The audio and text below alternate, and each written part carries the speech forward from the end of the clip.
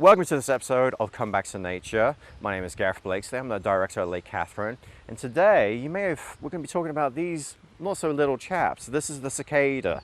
You've probably been hearing about it in the news and what's going to go on. Luckily, they are not this big, so that's really good.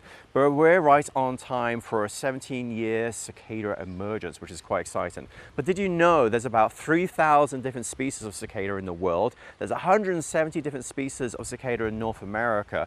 And right now, the 17-year periodical is going to come out in the next few weeks, maybe even next couple of days.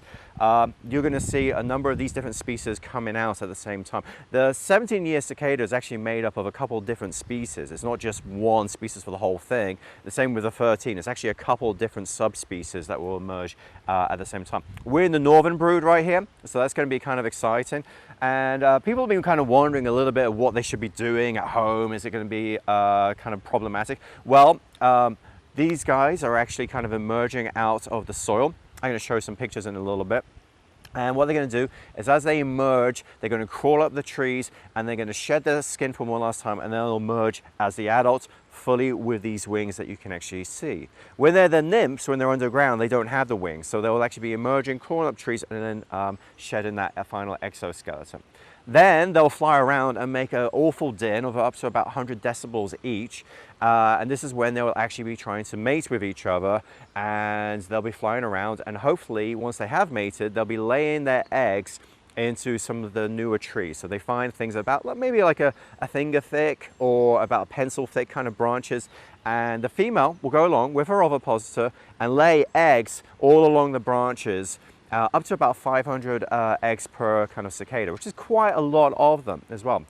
But I did want to show you what they kind of look like, so I'm going to pass this off for just a second, and I'm going to take this one. So this is more in line with what the actual size is actually going to be. So this is about 2 centimeters or about 1 inch long. That's fairly typical for what you're going to see. You've got these wonderful kind of wings. They actually have these kind of membranes underneath their wings, which actually is what vibrates and make those kind of up to 100 decibel sounds. And you can see their wonderful wings right there. But as a juvenile, they actually look... This is a fluffy toy we had made. This is kind of more what they look like. There are no wings and that kind of stuff. So we'll be using this for kid programs and that kind of stuff.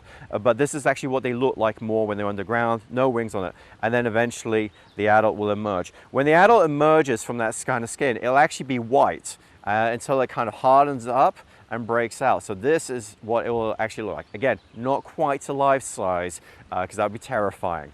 Actually, the largest cicada that actually exists is about 7 centimeters long, which is quite big, so that's a few inches long.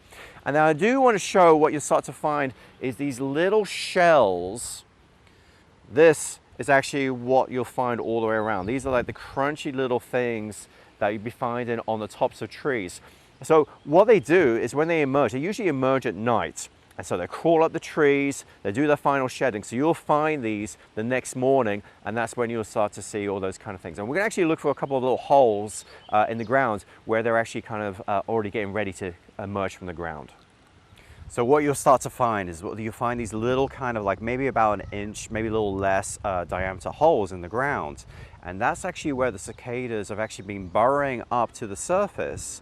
And these are kind of preliminary holes so that when the temperature gets to the right temperature, they'll be able to emerge. So right now they have to wait to the temperature about, I think it's anywhere between 6 and 8 inches below the ground, which is 65 degrees Fahrenheit. When they do that, those preliminary holes that they made give them a jump start to be able to crawl out the hole, climb up the trees, and then shed themselves. So you'll find them. So sometimes you can actually look into these holes and actually see them excavating, which is actually kind of neat because they're kind of backing up and pushing all the dirt back up out of these holes. So again, they're only about that sort of big. You'll see a couple of images of that, which is really cool.